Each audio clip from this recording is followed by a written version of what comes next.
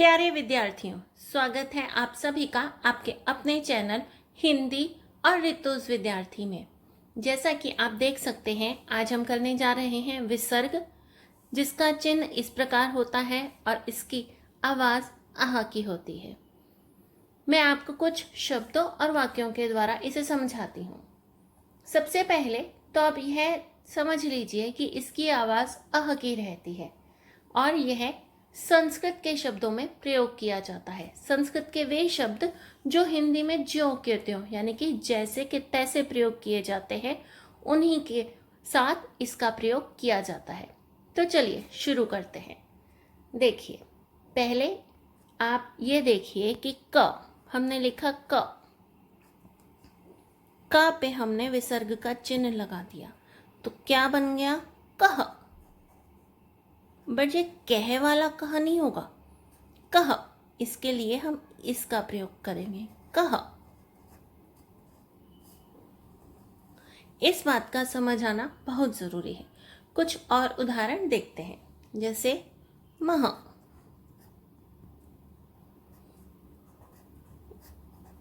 यह है गलत और यह है सही, मह। एक और जादू की बात बताऊं इसमें, ये शुरू होता है स्वर से, एक स्वर है, और खत्म होता है एक व्यंजन पर, अह। इसकी भी एक कहानी है जो मैं आगे आने वाले वीडियोस में आपको समझाऊंगी, पर अभी आप इसी पर ध्यान दीजिए कि इसकी ध्वनि अह की होती है। और कुछ शब्द देखिए, जैसे त, तह नहीं, तह। इसकी आवाज इसी तरह से आनी चाहिए, स्पष्ट रूप से उच्चारण होना जरूरी होता है। तो आइए कुछ वाक्यों के द्वारा और कुछ शब्दों के द्वारा इसके बारे में थोड़ी जानकारी और प्राप्त की जाए। आपके अभ्यास के लिए मैंने कुछ शब्द यहाँ पर रखे हैं, तो आइए इन पर हम विसर्ग लगाते हैं और विसर्ग का उच्चारण करते हैं। आप सभी मेरे पीछे पीछे इन शब्दों का उच्चारण कीजिए। पुनः, अतः,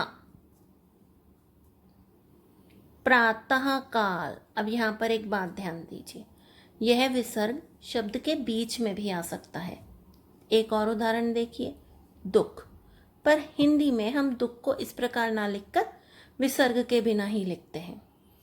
स्वतः, स्वतः मतलब अपने आप, पुनः मतलब दोबारा, अतः मतलब इसलिए, प्रातः काल मतलब सुबह, दुख मतलब परेशानी, स्वतः मतलब अपने आप, अपने काम स्वतः करने चाहिए। नमः, छह। आप इसमें विसर्ग लगा भी सकते हैं और नहीं भी, यहाँ पर हम 6 भी लिख सकते थे। फलतः, फलतः मतलब परिणाम स्वरूप, नमः मतलब नमस्कार, 6 मतलब 6। फिर अगला है प्रायः, प्रायः मतलब कई बार। और उदाहरण देखिए, अंततः, अंततः मतलब अंत में। संभवतः, संभवतः मतलब कि ऐसी संभावना है, ऐसा हो सकता है। और देखिए, पुनः, पुनः मतलब दोबारा। मूलतः मतलब अपने असली रूप से। निःशब्द, जब आपके पास किसी की अच्छाई करने के लिए शब्द नहीं होते हैं तो आप कहते हैं मैं निःशब्द हूँ, मेरे पास शब्द ही नहीं है। निस्वार्थ, बिना स्वार्थ के, हमें दूसरों की भलाई निस्वार्थ भाव से करनी चाहिए। निसंकोच, निसंकोच मतलब बिना किसी संकोच के, बिना किसी हिचकिचाहट के। निसंकोच आप सभी मेरे साथ अपने विचार कमेंट सेक्शन में बांट सकते हैं। और हमेशा की तरह मैं आपके लिए वाक्य लाई हूँ, और अब की बार भी ना वाक्य मैंने खुद ही बनाए हैं। आप भी कोशिश करिए और एक दिन आपको भी सफलता ज़रूर मिलेगी। देखिए, प्रातः काल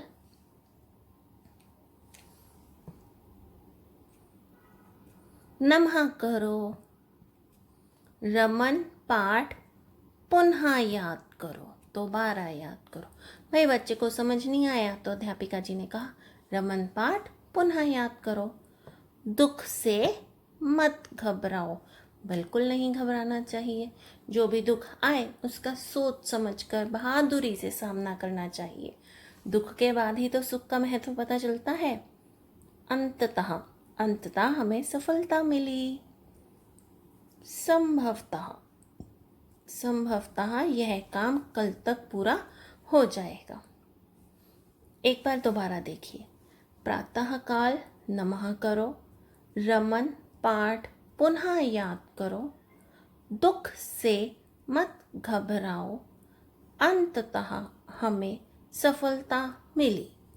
संभवतः यह काम कल तक पूरा हो जाएगा।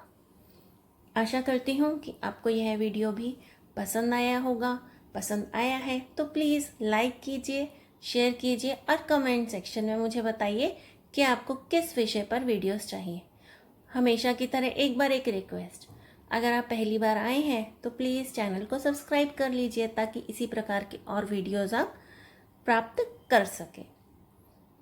चलिए खुश रहिए, खुशियाँ बांटिए, घर पर रहिएगा, बाहर मत घूमने जाइएगा।